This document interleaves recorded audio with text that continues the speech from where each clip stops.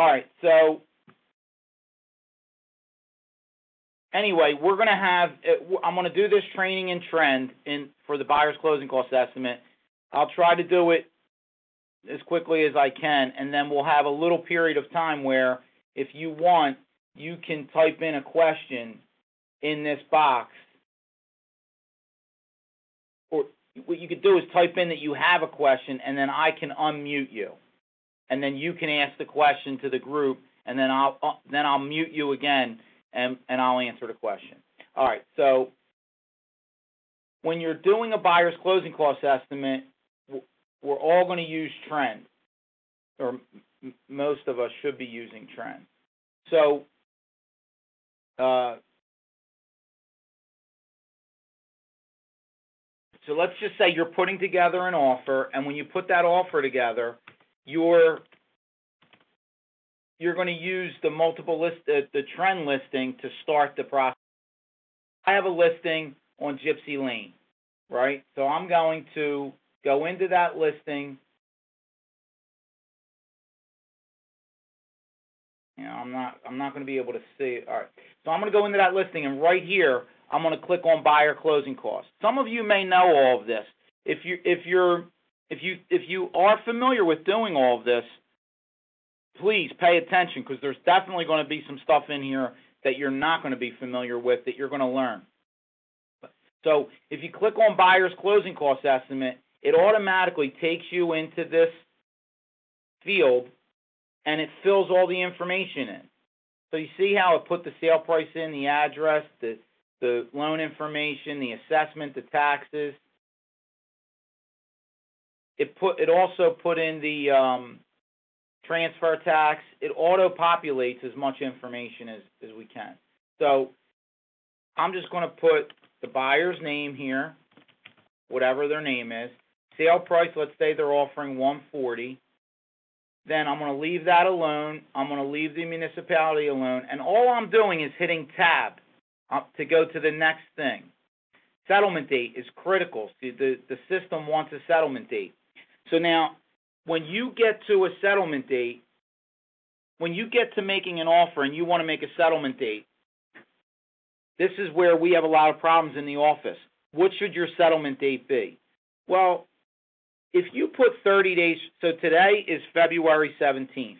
If I make it March 17th, that gives me 30 days, right? So now what's going to happen is if they sign this deal, if the seller signs this deal, I'm going to have an execution date of, say, February 18th, the next day, and I'm going to have to make settlement in less than 30 days. And I haven't done the inspection, and I haven't even started the mortgage application with the buyer yet.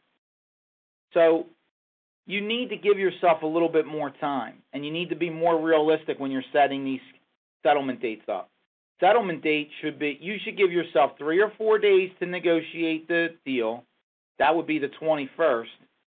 And then you should give yourself, about 5 days to do your inspection, to schedule the inspection. So I would say, I would want you to make settlement 30 days from the 28th here on this deal. If we were doing this now on the 17th, I would want you to make your settlement 30 days from the 28th. But that leads us into another problem. The other problem is you should never be scheduling settlements at the end of the month. Everybody does it. So the title companies are all booked up, and they're having a hard time, and the lenders are all booked up, and you're trying to squeeze a deal in on the last day of the month. It makes no sense. So I have a rule that I like to live by, and what I do is I try to make settlements in the middle of the month, in the middle of the week, in the middle of the day. That way, if I'm doing it on a Wednesday and we have a problem, we could still close it on Thursday or Friday. If I'm doing it at 12 o'clock noon, then I still have 5 or 6 hours left in the day that if there's a problem, we could still close. If I do it in the middle of the month, then I'm not pushing it. I'm not at the last day of the month where the world's going to fall down if we don't close. And I'm also not putting so much pressure on the title company and the mortgage company. Now, I realize that's not always possible. In this case, and you'll hear people tell you that it's better to do a settlement in the end of the month for the buyer as opposed to doing it at the end of the month. And I'm going to tell you why that's bullshit. But I understand why people think that. And sometimes there's a reason to do that. But in this case, you know what I'm going to do? I'm going to make settlement April 8th. That gives me plenty of time. It gives the title company plenty of time, gives the mortgage company plenty of time. We have basically 45 days or a little bit more than 45 days to make closing. All right, so look at what happened when I picked in the 8th of, and this is that point, when I picked in the 8th of April, it's going to auto-populate interest on. Wait, I got to fill in the mortgage. So let's just say we're doing let's just say the interest rate is 4%. That's what it was waiting for. So look at this. See this? The interest until the end of the month is $282. If I change this to the end of the month, now my interest went from $280 to $24. So the only time that you would really be interested in making a move like that is if the buyer was so tight on the money that they needed for closing, and we needed it to be as little as possible. And think about how dramatic of a situation we're in now. We're talking about $200 on this deal, $240, $250, $60. If you really needed that kind of money for a buyer, then you would make settlement at the end of the month, because that would mean that for their lender, they would be required to spend less money. It doesn't matter is because if it's financially, it's 6 in one hand, a half a dozen in the other, because this buyer now is paying, they're making settlement at the end of the month, but they're making a mortgage payment on June 1st at this point. And they're only going to have one day in the house in April. This person that's doing the settlement on April 8th, they're paying a little bit more money at closing, but they're in the house for the whole month of April, and their mortgage payment's still due June 1st. So they're going to spend the same amount of money for the time that they're in the house. It doesn't really make that much of a difference. And this person has more time in the house. So, again, if that's something that you're a little unclear on, and I know I might be moving a little fast, if that's something you're unclear about, call me and we'll talk about it, and I'll help you figure it out. Let's go to the seller. Most of our deals have seller assist. So you're either going to put a percentage in here or a dollar amount. So you see how you click on one of these to change that. Most of the time, FHA max is 6%. So I'm just going to leave it at 6%. You could put a dollar amount in here. You don't need to negotiate a seller assist on a percentage. You can negotiate an amount, a straight dollar amount, like $5,000 or $7,000 or $2,000. It does not need to be a percentage.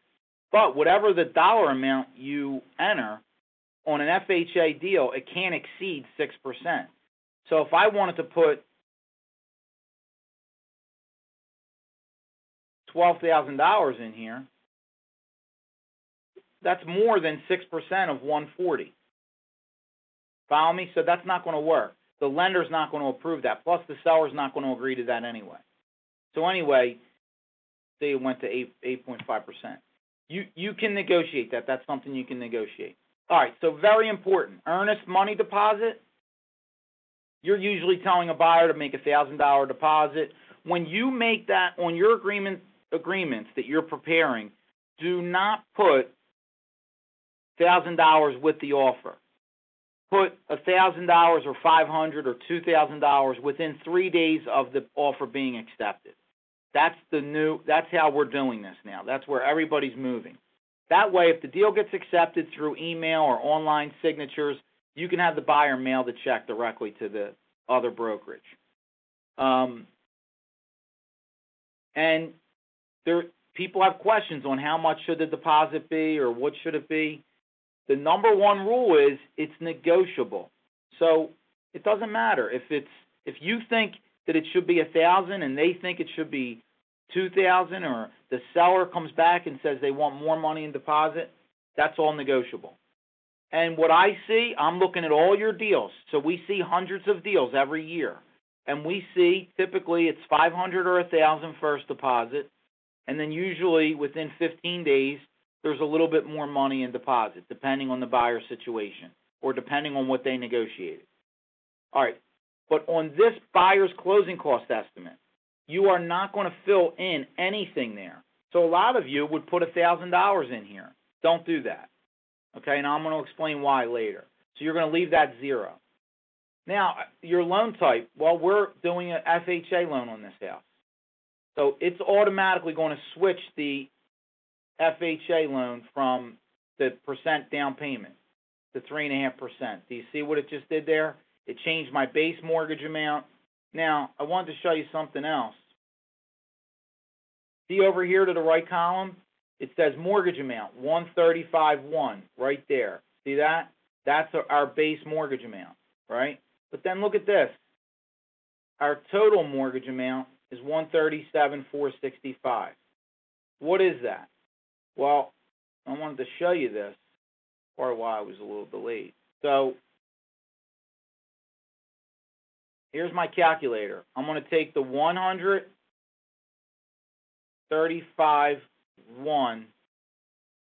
That's my base mortgage, and I'm going to multiply it times 1.75%.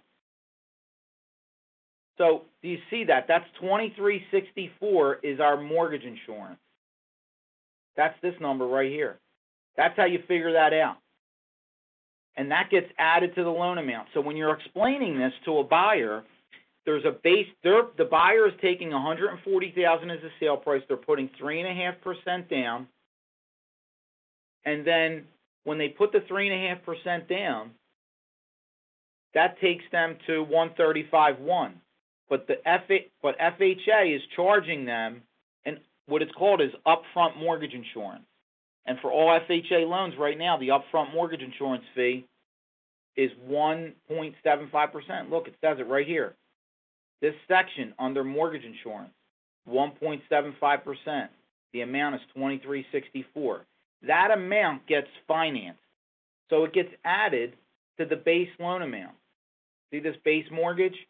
It gets added to that, and then that's where we come up with the total mortgage. So in essence, FHA is charging the borrower 1.75%, and then they're allowing the borrower to finance it into the loan. By the way, it doesn't have to be financed. See this? You could pay it. The borrower can pay it if they wanted to. But a lot of times with these FHA deals, the borrower doesn't have a lot of money. So why would we add $2,300 to their expenses? Most of the time it gets financed. All right, now look at the monthly mortgage insurance. It's 0.85. So again, when you're figuring out monthly mortgage insurance, you can take your mortgage amount, which is $137,464.25 times. Hold on. Sorry about that. $137,464.25 times 0.85.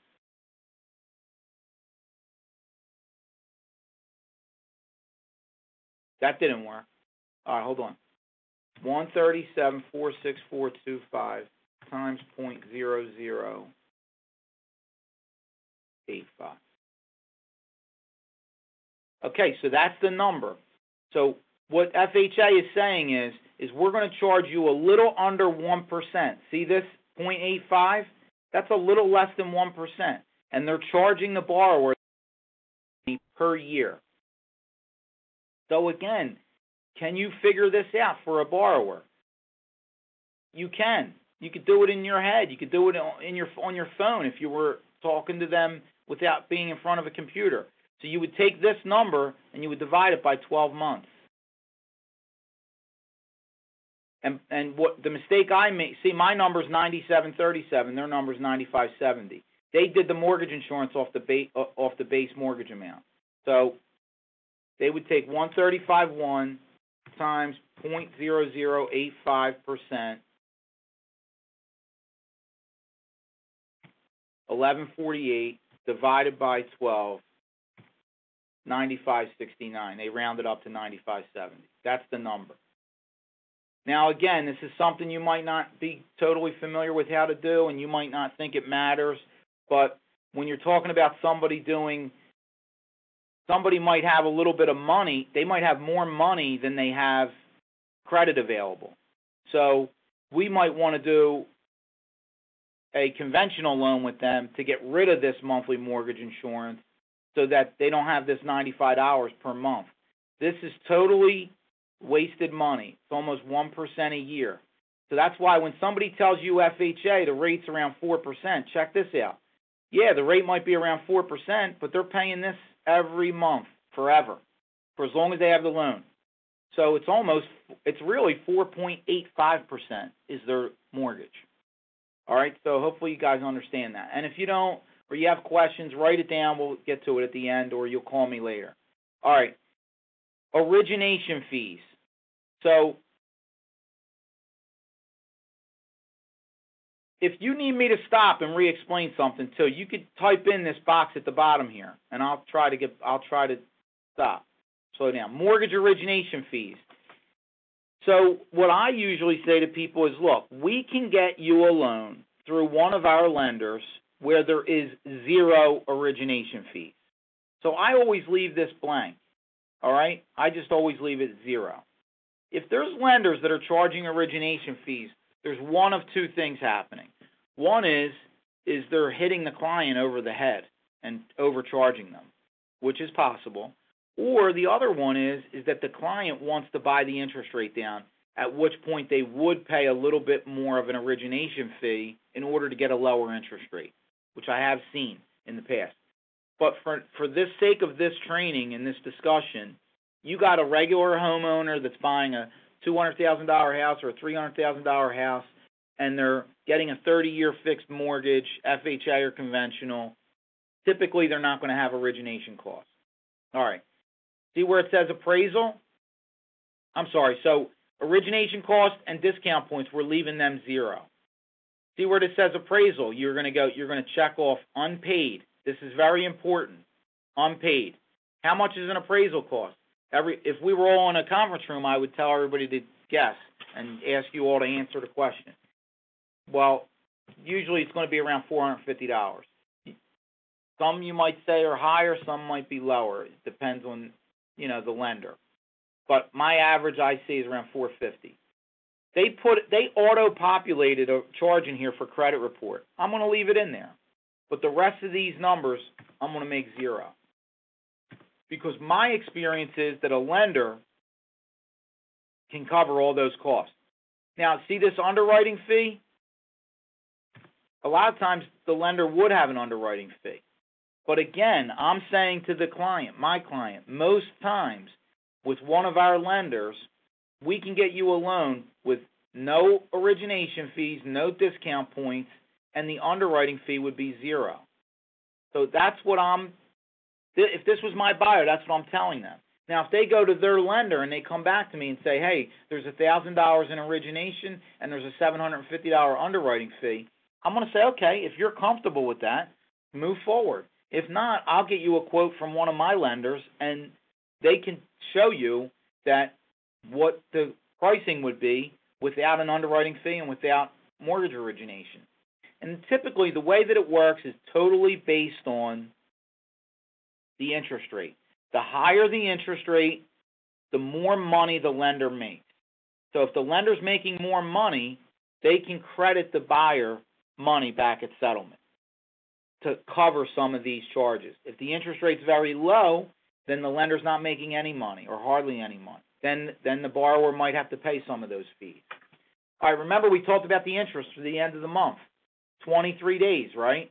Because we're settling on the 8th. So this $346 went up from our original number. You want to know why? Because we added the mortgage insurance, $2,300. But that's to the end of the month. And remember, that would change if your number changed.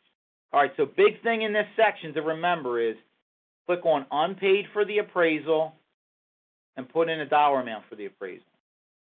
Title insurance, notice it's all populated. This is normally what the title fees were going to be.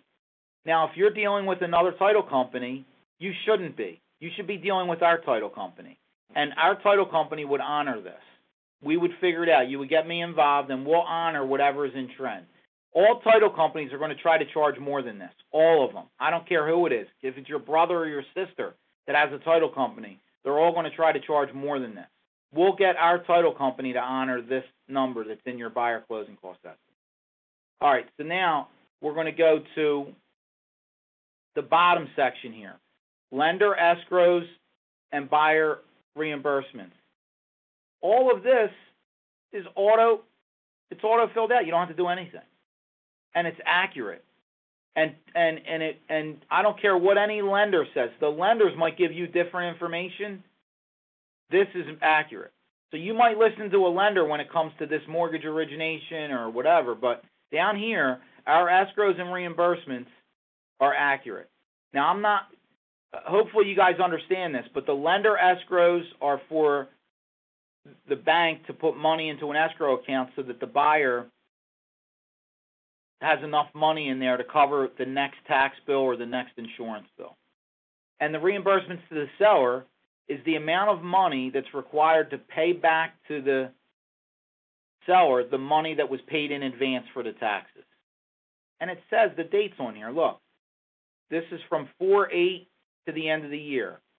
This is from 4/8 to the end of the year. So basically, the buyer's buying the property on April 8th. They're responsible to pay the seller back for the taxes that are paid for that entire year. And if you go outside of the city and you're in the county, the taxes run a little bit different. School taxes might run from July 1 through June 30th. So that may change. All right, now let's come up here into our other closing costs. It automatically populated our transfer tax. That's good. It gave us a number for mortgage and deed recording. Those numbers are pretty good. We would probably get those numbers down a little bit at our title company, but I don't mind being a little higher. And I would leave this $35 in there. Okay, commission paid by buyer.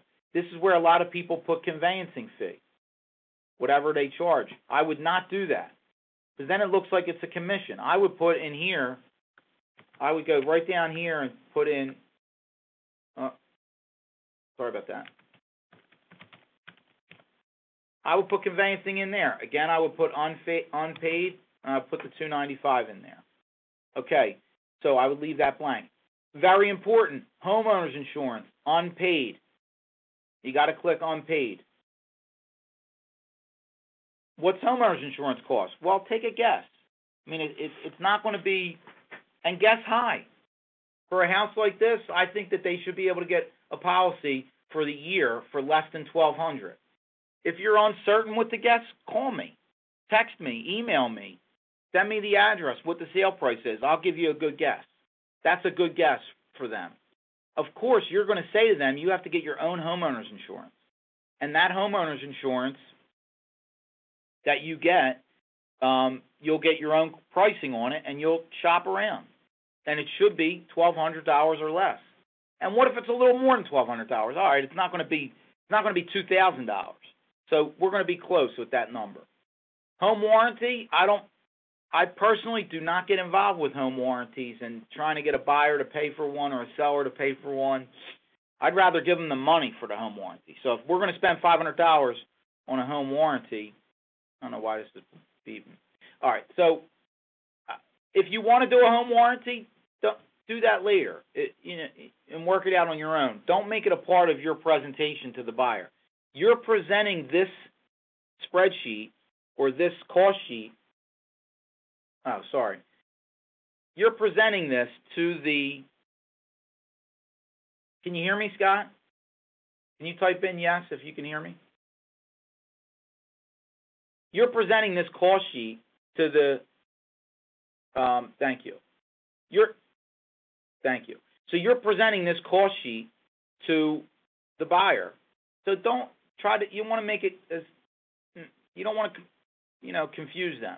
All right, so let's go to the next thing. Home inspection, unpaid, very important. Notice a little theme that I'm doing, unpaid here, unpaid here.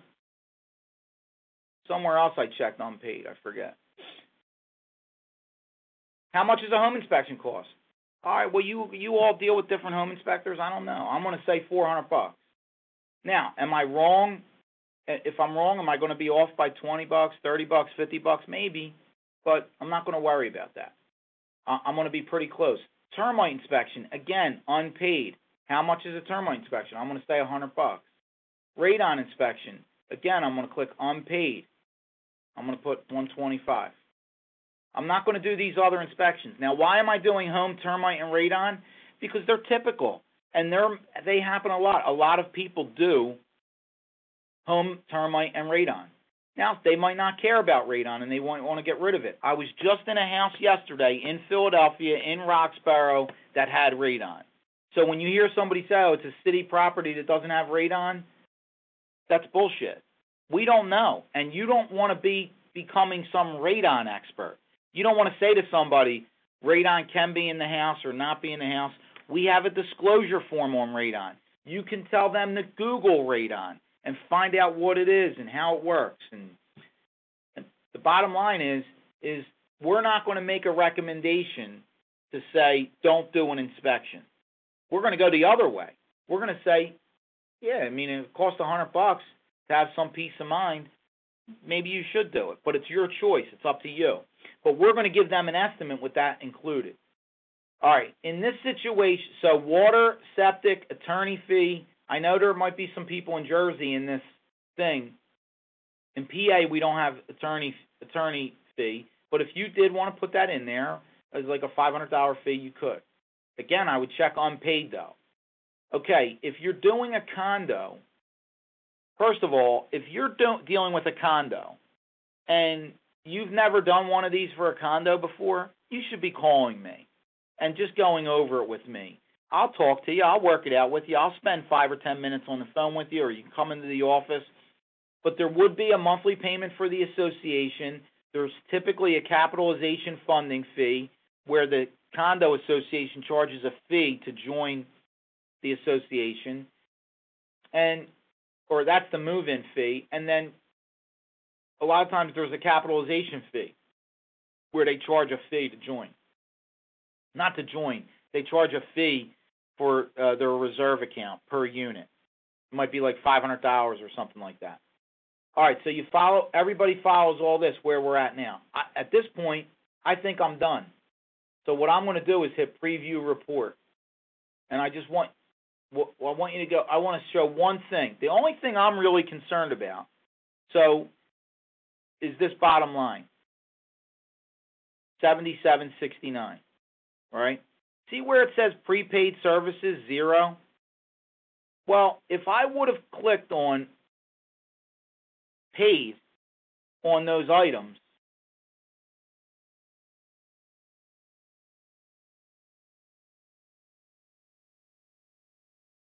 if I would have clicked on paid on those items, it would have made all of those items added up to there. So right here, appraisal, if I would have clicked paid, prepaid,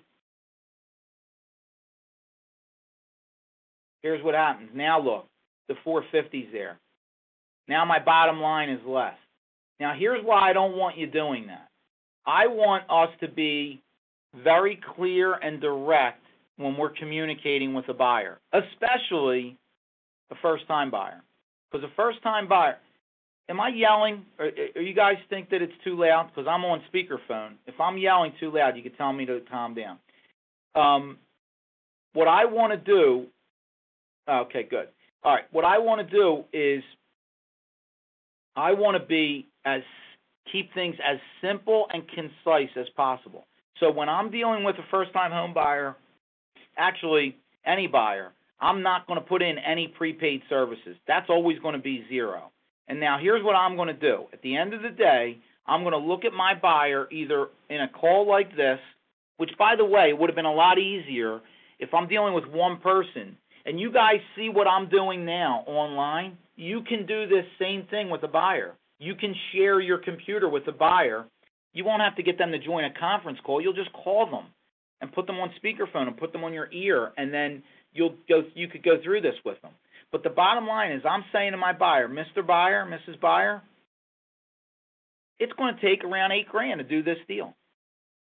Do you have $8,000 right now? And that is the moment of truth. If we get into these situations with people where they're saying, they don't have enough money, or they thought they had enough money. That's all poor work by the real estate agent. The real estate agent should be saying to them at this point, do you have the $8,000? What if they say no? What if they say they only have $5,000? Well, we got a problem. Because if they only have $5,000, they're not going to be able to do this deal. Now, this $77.69 includes the appraisal, all the inspections, the down payment money, all the money they would need at closing. So when I say $8,000, I'm very confident that they're going to need less than $8,000. We're not going to get into a situation. Now, unless you deal with some jackass lender that throws a $1,000 origination fee up there, that'll throw us off. And that's another reason. This is, when you're dealing with first-time buyers, you want to keep these fees to a minimum. And there is a way to do it. So I would, make sure you make them aware of that we do deals for our clients where there's no fees, no lender fees. And you want to be able to do that. So anyway, I'm saying to them, you got $8,000. Hopefully they say yes, we have $10,000 saved. Okay, great. Now I'm going to move over here.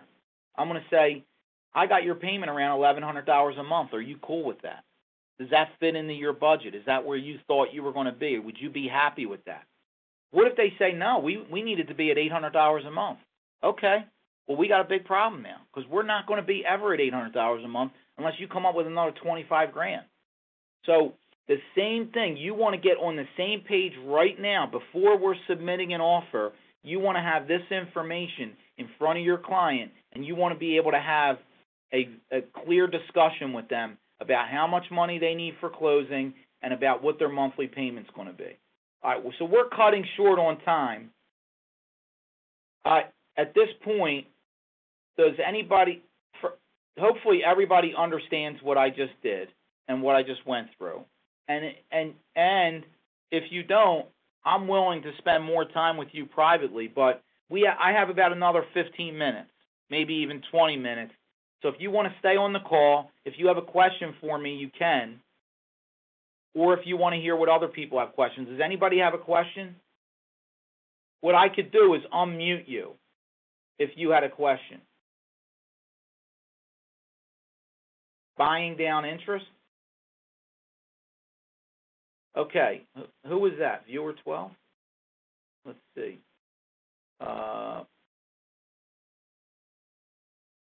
Viewer 12, I can unmute you.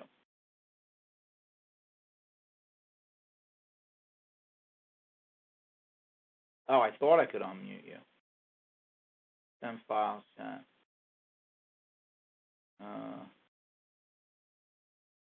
Hey, hold on.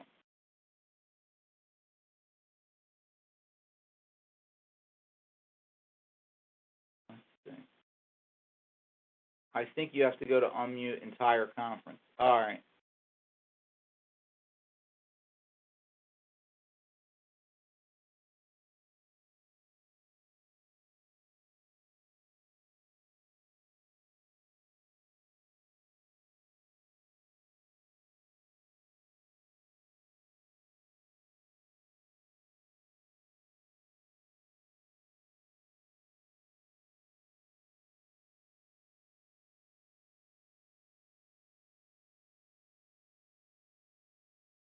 Okay, here we go.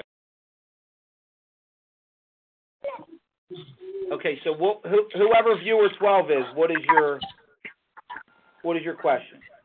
The question is, if a buyer would like to buy down the interest rate, is it normally just a 1% that they would be able to buy, and the cost for that 1%? Okay, so I think what your question is if somebody wanted to buy down the interest rate, what would the charge be? Mm-hmm. Is that correct? Yes, that's it. Okay, hold on. Now I'm going to go back. All right, so I think that was Daphne that had that question. So let's see. All right. Sorry about that. All right, so the question was, if they wanted to buy down the interest rate, what would the charges be? So here's a perfect example. When you go into, you don't want to pretend that you're a loan officer. So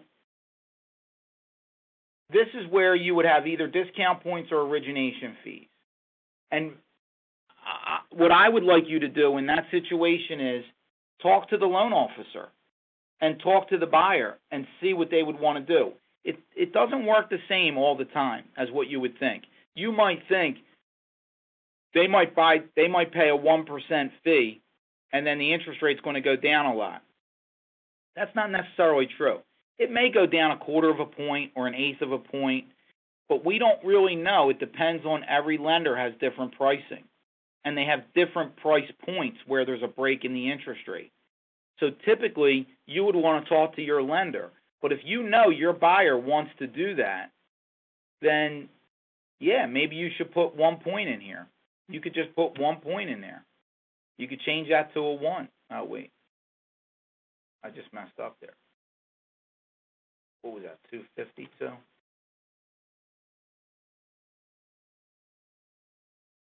So I can make this 1. And then if you look over here,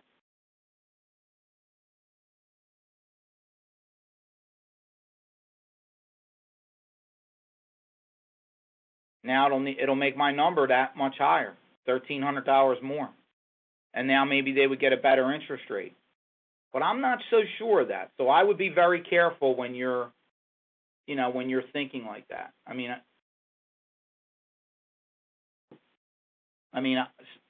so the best answer is talk to the lender and get the borrower to talk to the lender. Don't pretend that you're a loan officer. The pricing could always be different.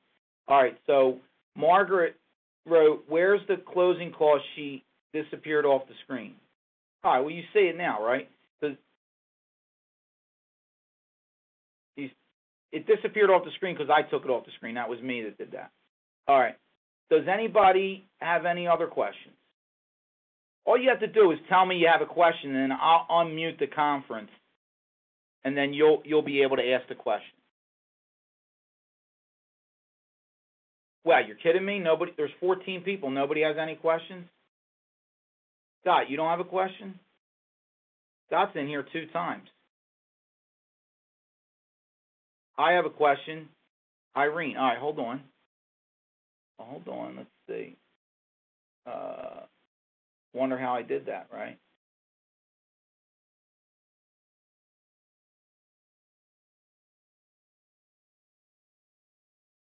Thought I went to, there we go.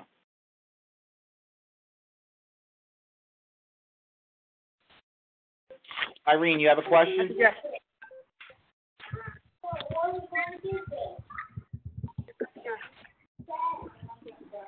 Irene? Irene? Okay.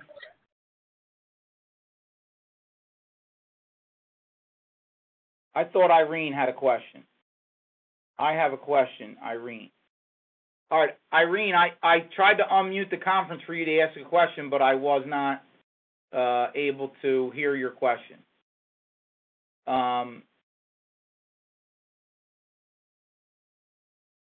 If you do want to ask a question, just tell me again, or you can type in your question. All right, Sharice had a thing is, how would your strategy change for cash deals? That's a good question, and very simple. What would happen is you would go into well, it's changing it. Right here, you would just click on no finance. You click on cash, and then boom, it just changes everything back. Now, I would get rid of the appraisal. I would make that 0. I still have a deed recording. You know, and if it's a cash deal and you don't need seller, you might not need any seller assist. So now if they're paying $140 cash, you know, these are the best deals, actually, because they're the most simple. But they still might do their inspections. There wouldn't be any escrows. There would just be reimbursements to the seller, and then boom, there's my cash. Now I'm going back to this buyer. I'm saying, do you have $150,000 in the bank? And then if they say, yeah, I have $150,000 in the bank, I know we're ready to go. What if they say they only have 100? Then we have a problem. And then what I'm saying to them here is, look, I think your real estate taxes and your insurance are going to be around $350 a month. Okay, so hopefully you got that.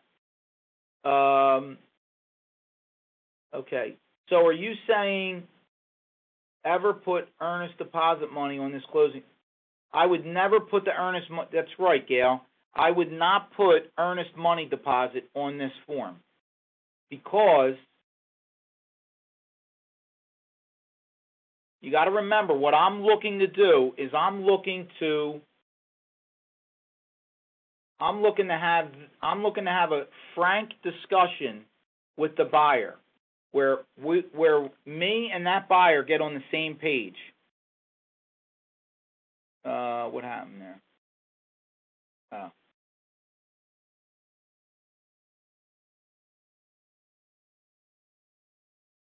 So what I'm trying to do is say to them, what I want to do is say to them at the end of the day, I don't know why this changed. The escrow's changed. But I want to get to this bottom line number without any deposit money. And I want to say to them, do you have $5,000 or $6,000 in the bank? Do you have $7,000 in the bank? And then any money that they're going to deposit, then that comes off of that. So if they give me $1,000 now for a deposit, then they would need $4,400 at closing. Follow me? I would never do that. That's just my personal strategy. I would not want to confuse the issue to have two different numbers here. I want to say to them, this is how much money we need to do this deal in its entirety. Otherwise, you would have one number up here, and then you would have one number down here, and it could be confusing to them. All right, so the next question is, I guess you can't hear me. I want to know about buyer money. Can you use tax refunds as down the money for a certain period of time? So that's a great question. So every lender has different requirements, but right now in our country, Fannie Mae and FHA are the two biggest providers of money for home purchases. So there's something called Fannie Mae guidelines, which you may have heard of, and there's something called FHA guidelines. Both of them have similar guidelines as it pertains to buyers' money. So you've probably heard the term seasoned money or 60 days of money. So typically what a bank would want to see is that a buyer has had the money in their possession for 60 days, unless it's a gift, and they could use a gift up until, right before closing. And tax return money, tax refund money, is actually considered seasoned money. So if they knew they had so if you get to this bottom line number and you say, hey, do you have $5,400 in the bank? And they say, well, no, we only have $4,000, but we're getting our tax refund of $3,000 within the next month, you can use that. That the lender would consider that seasoned money. Hopefully that answers your question. All right, Calvin. When discussing the closing cost sheet, some buyers may inquire, where is the deposit money showing towards settlement? Okay, that's a good question, but we're not talking about that's what I wanted to keep things separately. And again, this is just my feel. You could put deposit money in there if you wanted. What I'm saying is, I want to make sure that when we get to this bottom line number, I look at them and say, do you have that much money in the bank? And then when we talk about the deposit money, I can go back and say, look, remember, I told you you're going to need around $6,000. Well, you made a deposit of $1,000, so you're going to need another $5,000 before closing. Because remember, there's a home inspection, termite inspection, and radon inspection too. They're not going to be paid at closing. They're going to be paid prior to closing. So they're not going to need all this money at closing. And also keep in mind, FHA is going to want to see that they have a minimum of 3.5% of their own money into the transaction. And that does not include the inspections or the appraisal. So if you got a 140 sale price times 3.5%, FHA is going to want to see that they have $5,000 of their own money into the deal. This numbers are off because they made these, when I made that little change, it made the escrow 0. Does that answer your question, Calvin? Hopefully. All right, what else? My question was related to determining a date for closing on a cash. Oh, I like that. Yeah. So, all right, Sharice, you're probably saying, could you make settlement sooner? Definitely. But you got to also keep in mind, no matter what, you want to leave yourself some time, because if you're trying to make settlement in 10 days, that means you're going to order the title policy, and then you're hoping that there's not one issue on the title policy. The only way a deal closes in like 7 to 10 days is if it's perfect. If you get the title, if everything goes perfectly. So what you're really hoping for is you're getting a cash buyer and you're saying, the buyer says, I want to settle right away. And the seller says, I want to settle right away too. And then you're saying, okay, great, we'll do it in 10 days. What you're really thinking is that everything's going to go perfectly. That's really what you're hoping for. You're going to order the title, and then every single step of the way is going to go perfectly. And just, I mean, that's good to hope for, but just rarely happens anywhere in life does everything go perfectly.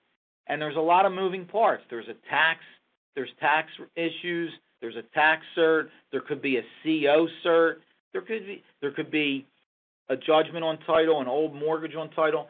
We've had about 6 old mortgages on title in the last month that are from like in the 70s that are creating problems for us. So all you need is one little wrinkle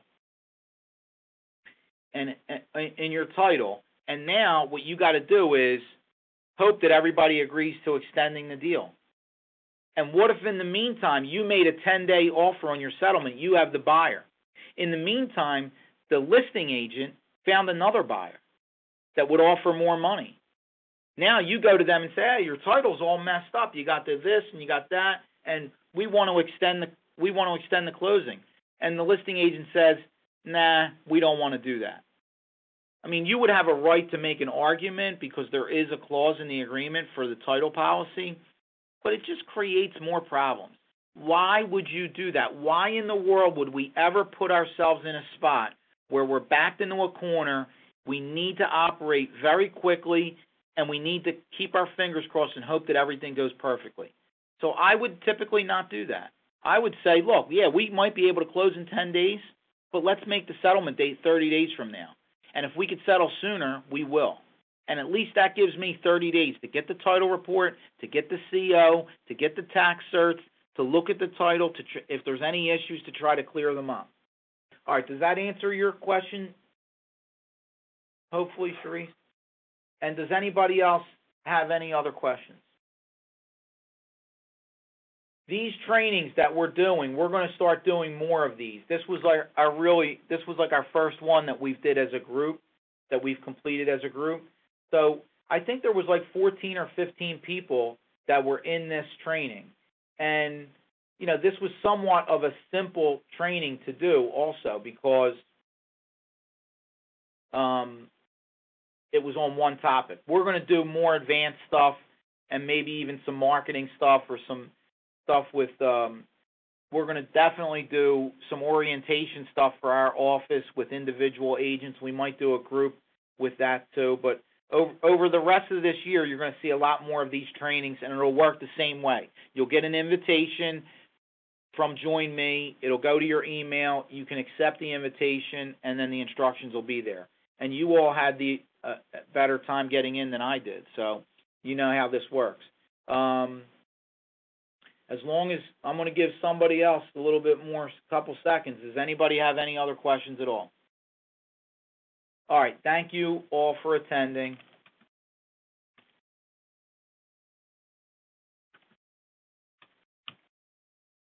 I'll be talking to you soon.